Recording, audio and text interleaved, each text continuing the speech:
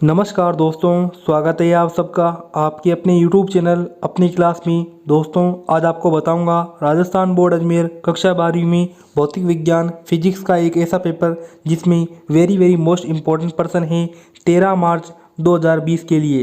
दोस्तों ये प्रश्न आपके एग्ज़ाम में 13 मार्च को पक्के आएंगे, तो दोस्तों इनको जरूर तैयार करके जाएं अपने एग्ज़ाम से पहले। तो दोस्तों वीडियो को पूरा जरूर देखना। तो दोस्तों देखते हैं इस पेपर का पहला प्रश्न, विद्युत द्विध्रुव आघूर्ण की परिभाषा लिखिए। तो दोस्तों विद्युत द्विध्रुव आघूर्ण को समझने से पहले समझते हैं विद्युत द्विध्रुव क्या होता है।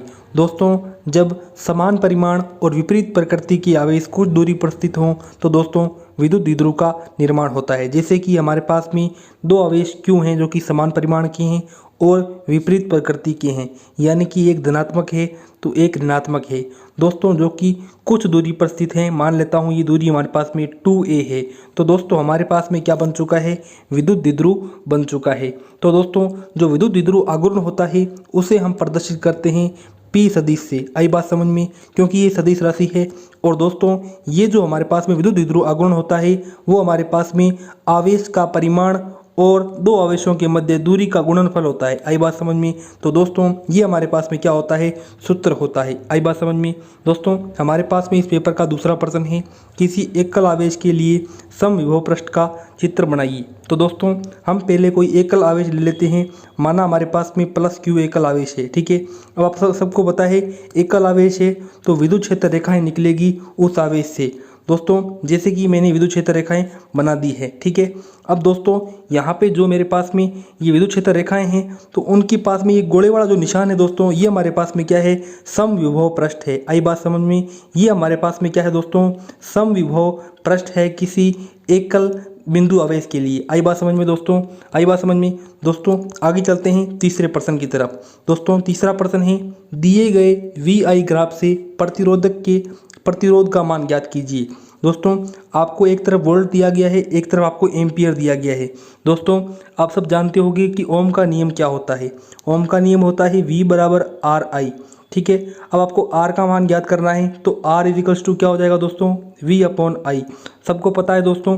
देखो अब देखो हमारे पास में I है 1 और V है 2, तो दोस्तों मान क्या हो गया, देखो 2:1 रखते हैं तो उत्तर क्या आएगा दोस्तों, 2। आई बात समझ में। और 4:2 रखेंगे तो उत्तर क्या आएगा दोस्तों, 2, ठीक है। और 6:3 रखेंगे उत्तर क्या आएगा दोस्तों, 2। और 8:4 रखेंगे उत्तर क्या आएगा दोस्तों, 2। यानी कि प्रतिरोध का मान क्या है, 2 ही आ रहा है, ठीक है। जैसे जैसे वोल्टता बढ़ रही है वैसे वैसे एम्पियर की मात्रा भी बढ़ रही है, यानी कि प्रतिरोध का मान है वो समान है। आई बात समझ में। ये कैसे कैसे प्रूव किया हमने, ये ओम के नियम से प्रूव किया। दोस्तों इस पेपर का चौथा प्रश्न, एक आवेश Q चुंबकीय क्षेत्र B सदिश के लंबवत दिशा में V वेग से प्रवेश करता है, इस आवेश पर कार्यरत बल का मान क्या होगा। तो दोस्तों बल हमारे पास में सदिश राशि है, उसका मान होगा QV और B सदिश। आई बात समझ में। ये हमारे पास में क्या होगा दोस्तों, बल का मान होगा। दोस्तों आगे इस पेपर का पांचवा प्रश्न है, जैसा कि आप देख सकते हैं, फैराडे का विद्युत चुंबकीय प्रेरण का नियम क्या है। तो दोस्तों आप सब जानते हैं जब किसी विद्युत परिपथ के अंदर, जैसे कि ये विद्युत परिपथ बना देता हूं दोस्तों आपके सामने, ये हमारे पास में प्लस टर्मिनल है और ये हमारे पास में माइनस टर्मिनल है। जब इसमें विद्युत क्षेत्र रेखाएं बहती है तब क्या होता है दोस्तों, विद्युत वाहक बल का निर्माण होता है। तो दोस्तों ये हमारे पास में फैराडे का विद्युत चुंबकीय प्रेरण का नियम है। दोस्तों आगे छठा प्रश्न ही, एक विद्युत बल्ब 220 वोल्ट आपूर्ति पर 100 वाट शक्ति देने के लिए बनाया गया है, स्रोत की शिखर वोल्टता ज्ञात कीजिए। तो दोस्तों इसकी जो शिखर वोल्टता होगी वो हमारे पास में कितनी होगी, 308 वोल्ट, ठीक है दोस्तों। 308 वोल्ट हमारे पास में क्या होगी, शिखर वोल्टता होगी। दोस्तों इस पेपर का सातवां प्रश्न, रिमोट नियंत्रकों में कौन सी विद्युत चुम्बकीय तरंगों का उपयोग किया जाता है। तो दोस्तों हमारे पास में जो इंफ्रारेड तरंगें होती है, ठीक है, इंफ्रारेड जो विद्युत चुम्बकीय तरंगें होती है उनका प्रयोग कब किया जाता है दोस्तों, देखो इंफ्रारेड जो तरंगें होती है उनका रिमोट नियंत्रकों में यूज किया जाता है, यानी कि रिमोट कंट्रोल में। दोस्तों इस पेपर का आठवां प्रश्न, एक अवतल दर्पण की विकर्ता त्रिज्या 40 सेंटीमीटर है, इसकी फोकस दूरी ज्ञात कीजिए। तो दोस्तों फोकस दूरी का सूत्र होता है, देखो फोकस दूरी का सूत्र होता है त्रिज्या बटा 2। आई बात समझ में, त्रिज्या बटा 2, तो त्रिज्या कितनी है 40 सेंटीमीटर अपॉन 2, तो फोकस दूरी कितनी आ जाएगी दोस्तों 20 सेंटीमीटर। यानी कि जो फोकस दूरी होती है वो त्रिज्या की क्या होती है, आधी होती है, क्योंकि ये व्युत्क्रमानुपाती है। आई बात समझ में। दोस्तों आगे हमारे पास में है 9वां प्रश्न, दीर्घ दृष्टि दोष और हाइपरमेट्रोमिया क्या है। तो दोस्तों दीर्घ दृष्टि दोष, देखो दीर्घ दृष्टि दोष का मतलब यह है कि किसी व्यक्ति को पास का कम दिखाई देता है। आई बात समझ में? दोस्तों आपको बात समझ में आ रही होगी, ये उल्टा है दोस्तों। यदि आपको निकट दृष्टि दोष है तो यानी कि आपको दूर का कम दिखाई देता है। आई बात समझ में? और दीर्घ दृष्टि दोष है, इसका मतलब आपको पास का कम दिखाई देता है। दोस्तों 10वां प्रश्न, हाइड्रोजन परमाणु को निम्नतम अवस्था से दूसरी उत्तेजित अवस्था तक उत्तेजित करने के लिए आवश्यक ऊर्जा कितनी होगी। तो दोस्तों कितनी होगी दोस्तों आपके पास में, वो होगी दोस्तों 12.08 इलेक्ट्रॉन वोल्ट। कितनी होगी दोस्तों? 12.08 इलेक्ट्रॉन वोल्ट। दोस्तों आगे हमारे पास में 11वां प्रश्न है, एंड गेट का तर्क प्रतीक बनाइए। दोस्तों आपके सेमीकंडक्टर अर्धचालक चैप्टर में से आया हुआ है। जैसे कि ये आउटपुट बना देता हूँ 2, ठीक है, और ये हमारे पास में क्या हो जाएगा, एंड गेट का चित्र हो जाएगा। जैसे कि मैं आउटपुट ए बी ले लेता हूँ और हमारे पास में जो इनपुट होगा वो हमारे पास में पी ले लेता हूँ, तो ये हमारे पास में एंड गेट का चित्र है दोस्तों, ठीक है। दोस्तों आगे हमारे पास में 12वां प्रश्न है, ग्राही अशुद्धि के 2 उदाहरण लिखिए। यानी कि ग्राही अशुद्धियाँ वो होती है जिसमें पी प्रकार का सेमीकंडक्टर बनता है, यानी कि बोरोन और एल्युमिनियम है। जब इसकी डोपिंग करते हैं किसी सिलिकॉन के मतलब कि तत्व के अंदर, तो हमारे पास में जो पी प्रकार का सेमीकंडक्टर बनता है। तो दोस्तों ग्राही अशुद्धि कौन कौन सी है? बोरोन और एल्युमिनियम। दोस्तों 13वां प्रश्न है हमारे पास में, धारा घनत्व का एसआई मात्रक है। तो दोस्तों एम्पियर पर मीटर स्क्वायर क्या है? धारा घनत्व का एसआई मात्रक है। दोस्तों आगे 14वां प्रश्न, स्थायी चुंबक बनाने के लिए पदार्थ की कोई 2 विशेषताएं लिखिए, ऐसे पदार्थों के 2 उदाहरण दीजिए। तो दोस्तों आपको फिर से कहना चाहता हूं कि ये फिजिक्स भौतिक विज्ञान के वेरी मोस्ट इंपॉर्टेंट प्रश्न है 13 मार्च के। तो दोस्तों इनको अब मैंने देखो जो दोस्तों छोटे छोटे प्रश्नों के उत्तर बता दिए हैं। अब 2-2 नंबर के प्रश्न आ चुके हैं, पहले 1-1 नंबर के प्रश्न थे। अब आपको जल्दी से इनके उत्तर यदि आपको आते हैं तो दोस्तों अच्छी बात है, लेकिन यदि आपको आते भी हैं तो दोस्तों फिर से कहना चाहूँगा इन प्रश्नों को कॉपी पर लिखते जाइए। और दोस्तों जब वीडियो खत्म हो जाए तो दोस्तों अपने आप से खुद को आपको कॉपी पर दोबारा लिखने हैं इन प्रश्नों को, जिससे आपकी प्रैक्टिस हो जाएगी। और यदि आपको इनके उत्तर नहीं आते हैं तो दोस्तों वीडियो खत्म हो जाने के बाद में अपनी पुस्तक से ये ढूंढ लें उत्तर, क्योंकि ये वेरी मोस्ट इंपॉर्टेंट प्रश्न है फिजिक्स भौतिक विज्ञान के 13 मार्च के लिए आने का बहुत तगड़ा चांस है दोस्तों इनका। दोस्तों 15वां प्रश्न, एक प्रत्यावर्ती धारा जनित्र का नामक चित्र बनाइए। तो दोस्तों इसका जो चित्र होगा कुछ इस प्रकार से होगा, जैसे कि हमारे पास में उत्तरी चुंबक आ गया, और ये हमारे पास में आ गया हमारे पास में दक्षिणी चुंबक, और बीच में हमारे पास में क्या होता है दोस्तों, ये हमारे पास में एक प्रत्यावर्ती धारा जनित्र का एक चित्र होता है दोस्तों। जैसा कि आप सबको पता होगा, आप 10वीं कक्षा से ही पढ़ते हैं वो, ठीक है। ये हमारे पास में क्या है दोस्तों, प्रत्यावर्ती धारा जनित्र का चित्र है। आई बात समझ में दोस्तों? ये हमारे पास में क्या है, प्रत्यावर्ती धारा जनित्र का चित्र है, ठीक है। इसमें कुंडली के घूर्णन से प्रेरित विद्युत वाहक बल ज्ञात करना है आपको। दोस्तों आगे हमारे पास में 16वां प्रश्न है जो कि न्यूमेरिकल है। तो दोस्तों फिर से कहना चाहूँगा इन प्रश्नों को लिखते जाइए अपनी कॉपी पर। जब वीडियो खत्म हो जाए तो दोस्तों यदि आपको इनके उत्तर आते हैं तो फिर से लिखने का प्रयास करें, और नहीं आते हैं तो ढूंढने का प्रयास करें, क्योंकि वेरी इंपॉर्टेंट प्रश्न है। 16वां है, किसी परिपथ में 0.15 में धारा 5 एम्पियर से 0 तक गिरती है।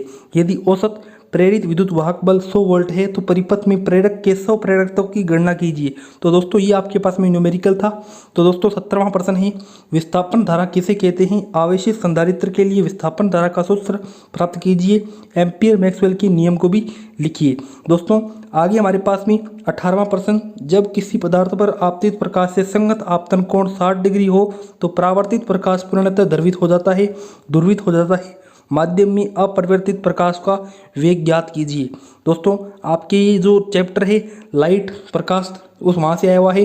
19वां प्रश्न, सीजियम धातु की दहली आवृत्ति 5.16 10⁻14 हर्ट्ज है। इसका कार्यफलन इलेक्ट्रॉन वोल्ट में ज्ञात कीजिए। दोस्तों आगे हमारे पास में दोस्तों 20वां प्रश्न है, निरोधी विभव किसे कहते हैं? तो दोस्तों निरोधी विभव वो विभव होता है जो इलेक्ट्रॉन की गति को रोक दे। जैसे कि हमारे पास में एक चालक है, ठीक है, इस चालक के बाहर मैंने एक बैटरी लगाई। आई बात समझ में? ये प्लस टर्मिनल, ये माइनस टर्मिनल। तो दोस्तों जैसे ही बैटरी लगाऊंगा तो दोस्तों विद्युत क्षेत्र उत्पन्न होगा, आप सबको पता ही है जैसे कि, और इलेक्ट्रॉन होंगे विद्युत क्षेत्र के विपरीत दिशा में गति करेंगे। तो दोस्तों यहाँ पे हम एक ऐसा विभव लगाएंगे जो कि इलेक्ट्रॉन की गति को रोक दे। वो विभव क्या कहलाएगा? निरोधी विभव कहलाएगा, स्टॉपिंग पोटेंशियल कहलाएगा। तो दोस्तों आगे है, एक समान आवर्ती तथा भिन्न तीव्रताओं के 2 आपतित विकिरणों से प्राप्त प्रकाश विद्युत धाराओं का पट्टिका विभव के साथ आलेख खींचिए। फिर से कहना चाहूँगा दोस्तों, वेरी वेरी इंपॉर्टेंट प्रश्न है, जल्दी से लिखते जाइए इनको। राजस्थान बोर्ड कक्षा 12वीं के मॉडल पेपर, आंसर की और रिजल्ट से संबंधित तमाम जानकारी के लिए आज ही विजिट करें rklet.in। इस वेबसाइट की लिंक डिस्क्रिप्शन में उपलब्ध है। दोस्तों आगे 21वां प्रश्न, बोहर के क्वांटिमीकरण के द्वितीय अभिकृति का कथन लिखिए। हाइड्रोजन स्पेक्ट्रम में लाइमन श्रेणी की प्रथम रेखा के संगत तरंग दैर्ध्य को ज्ञात कीजिए। तो दोस्तों आपको बता दूं, हाइड्रोजन स्पेक्ट्रम के 5 प्रकार की श्रेणियां बनती है, लाइमन, बामर, पास्टन, ब्रिकेट, फंड। और दोस्तों हमारे पास में तरंग दैर्ध्य ज्ञात करने का सूत्र होता है लेमडा बराबर h/mv। ठीक है, यहाँ पे h एक कांस्टेंट है और ये एक कण का द्रव्यमान और ये कण का वेग और ये हमारे पास में तरंग दैर्ध्य ज्ञात करने का सूत्र है। दोस्तों आगे हमारे पास में 21वां के अथवा में ही रेडियो एक्टिव क्षमता का नियम लिखिए। एक रेडियो एक्टिव नाभिक का क्षय निम्न प्रकार से होता है। तो दोस्तों आपको बता दूं, रेडियो एक्टिव क्षय का एक रदरफोर्ड सोडी का नियम होता है दोस्तों, वो होता है -dn/n समानुपाती n। आई बात समझ में? तो दोस्तों आगे पढ़ते हैं। अंतिम उत्पाद है वो x⁴ की द्रव्यमान संख्या, परमाणु क्रमांक ज्ञात कीजिए, जबकि प्रारंभिक नाभिक की द्रव्यमान संख्या a बराबर 238 और परमाणु क्रमांक Z92 है। Z92 किसका है दोस्तों? यूरेनियम का है। किसका है दोस्तों? यूरेनियम का। तो दोस्तों प्रश्न को जल्दी से लिखते जाइए। मैं फिर से कहना चाहूँगा आपको, वेरी वेरी इंपॉर्टेंट प्रश्न है।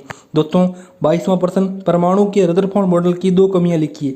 तो दोस्तों देखो, सबसे पहली बड़ी कमी तो ये थी कि दोस्तों उन्होंने ये नहीं बताया था कि जो नाभिक के चारों ओर इलेक्ट्रॉन रहते हैं वो निश्चित कक्षा में क्यों रहते हैं। दोस्तों इस कमी को पूरा किसने किया था? किसने किया था दोस्तों? इस कमी को पूरा किया था बोहर ने। ठीक है, और दूसरा कारण ये था कि वो ये नहीं बता पाए कि देखो कोई भी फिजिक्स तो ये कहती है कि कोई भी इलेक्ट्रॉन है जब वो चलेगा तो अपनी एनर्जी वेस्ट करेगा। अब एनर्जी वेस्ट करेगा तो धीरे धीरे वो नीचे वाली कक्षाओं में आएगा और आखिर में वो नीचे नाभिक में गिर जाएगा। लेकिन वो नाभिक में क्यों नहीं गिरता है वो भी रदरफोर्ड ने नहीं बताया। दोस्तों आगे 23वां प्रश्न, व्योम तरंग संचरण का चित्र बनाना है आपको। दोस्तों आगे 24वां प्रश्न है, परिभाषाएं लिखनी है। पहला है हमारे पास में ट्रांसड्यूसर, दूसरा है मॉड्यूलन। आई बात समझ में? दोस्तों फिर से कहूँगा प्रश्नों को लिखते जाइए। दोस्तों 25वां प्रश्न, किरचॉफ का प्रथम नियम लिखिए। दोस्तों उसने बताया था कि आने वाली धाराओं का मान और जाने वाली धाराओं का मान क्या होता है? बराबर होता है 10 वोल्ट तथा नगण्य आंतरिक प्रतिरोध की बैटरी एक घनीय परिपथ जल का विकिरण सम्मुख कोनों से जुड़ी है। परिपथ जल में 200 ओम प्रतिरोध के 12 प्रतिरोधक हैं। परिपथ जाल का समतुल्य प्रतिरोध ज्ञात कीजिए। दोस्तों आगे हमारे पास में प्रश्न नंबर 26वां इस पेपर का।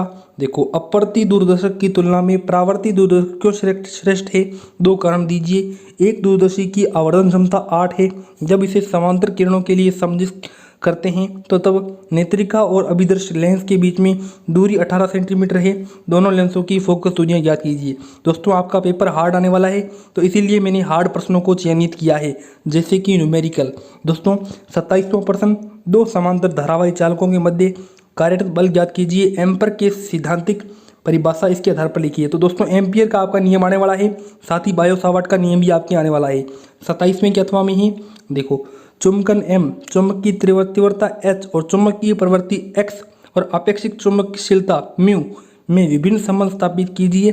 चुंबकीय प्रवृत्ति X को परिभाषित कीजिए। दोस्तों आगे इस पेपर में 28वां प्रश्न है, गाउस का नियम लिखिए। तो दोस्तों गाउस का नियम होता है विद्युत फ्लक्स बराबर आवेश बटा एप्सिलॉन नॉट। आई बात समझ में? दोस्तों आगे हमारे पास में एक समान आवेशित पतले गोलीय खोल के बाहर तथा भीतर स्थित बिंदुओं के लिए विद्युत क्षेत्र की गणना कीजिए। गाउसीय पृष्ठों का आवश्यक चित्र बनाइए। आई बात समझ में? दोस्तों 28वें की अथवा में ही देखो, विद्युत विभव की परिभाषा लिखिए। किसी बिंदु आवेश Q से r दूरी पर स्थित बिंदु पर विद्युत विभव की गणना कीजिए। बिंदु आवेश Q के लिए विभव V तथा दूरी में r में ग्राफ खींचिए। दोस्तों आगे हमारे पास में 29वां प्रश्न है, संयुक्त सूक्ष्मदर्शी की बनावट का वर्णन कीजिए। इसकी कुल आवर्धन क्षमता का सूत्र व्युत्पन्न कीजिए। संयुक्त सूक्ष्मदर्शी द्वारा प्रतिबिंब बनने का किरण का आरेख बनाइए। दोस्तों पेपर अब की बार आपका हार्ड आने वाला है, तो दोस्तों प्रश्नों को जल्दी से लिखते जाइए क्योंकि वेरी वेरी इंपॉर्टेंट प्रश्न है। देखो 29वें के अथवा में ही व्यतिकरण किसे कहते हैं? संपोषी तथा विनाशी व्यतिकरण को प्राप्त करने के लिए आवश्यक शर्तों को व्युत्पन्न कीजिए। यदि यंग के द्विछिद्र प्रयोग में एक वर्णी प्रकाश स्रोत के स्थान पर श्वेत प्रकाश स्रोत में काम में लें तो व्यतिकरण फ्रिंजों पर क्या प्रभाव पड़ेगा। दोस्तों आगे हमारे पास में इस पेपर का लास्ट और अंतिम प्रश्न है 30वां। देखो, दिष्टकरण किसे कहते हैं। अर्ध तरंग दिष्टकारी का परिपथ चित्र बनाकर इसकी कार्यविधि को समझाइए।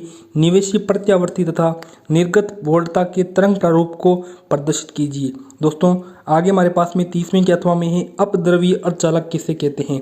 कहने का मतलब ये है कि दोस्तों देखो, अब सिलिकॉन का कोई हमारे पास में एक जालक है, ठीक है, और उसके अंदर हम डोपिंग करते हैं। डोपिंग किसकी करते हैं, 13वें वर्ग के तत्वों की और 15वें वर्ग के तत्वों की, क्योंकि सिलिकॉन तो खुद क्या है, 14वें वर्ग का तत्व है।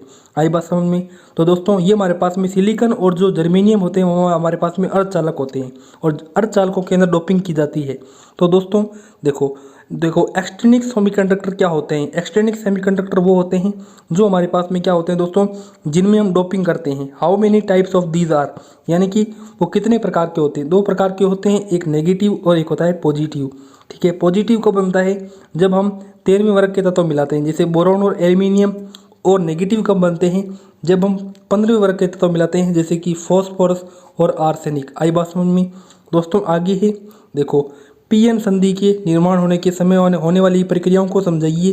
पीएन संधि की अवश्य परत की चौड़ाई 1 माइक्रोमीटर एवं रोधी का विभव 0.7 वोल्ट हो तो संधि पर उत्पन्न विद्युत क्षेत्र ज्ञात कीजिए। तो दोस्तों इस प्रकार से आपका पूरा का पूरा पेपर था।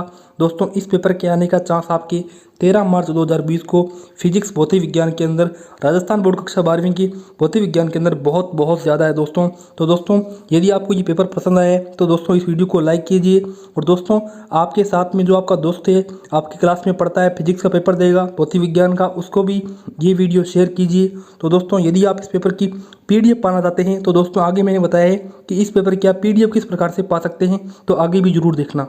राजस्थान बोर्ड कक्षा 10वीं, 12वीं, 8वीं और 5वीं के मॉडल पेपर पाने के लिए आपको गूगल पर जाना है। गूगल पर सर्च करना है rjstudymasala.in, जैसे कि मैंने यहाँ पे सर्च किया। दोस्तों आपको सर्च करने के बाद में हमारी वेबसाइट खुल जाएगी। वेबसाइट खुलने के बाद में आपको ये वाला लिंक मिलेगा 8वीं, 10वीं, 12वीं कक्षा पेपर 2020 मॉडल पेपर। तो दोस्तों आपको सीधा यहीं पर क्लिक करना है, फोटो पर जैसे ही क्लिक करोगे दोस्तों, तो दोस्तों आपको नीचे सारे के सारे विषयों के 10वीं, 12वीं, 8वीं, 5वीं सभी विषयों के मॉडल पेपर मिल जाएंगे। तो दोस्तों आप गूगल पर RJ स्टडी मसाला लिखकर सभी मॉडल पेपर पा सकते हो, चाहे आपकी 8वीं कक्षा हो, चाहे आपकी 10वीं कक्षा हो, चाहे आपकी 12वीं कक्षा हो, चाहे वो आपकी 5वीं कक्षा हो। तो दोस्तों गूगल पर जाकर RJ स्टडी मसाला जरूर विजिट करें।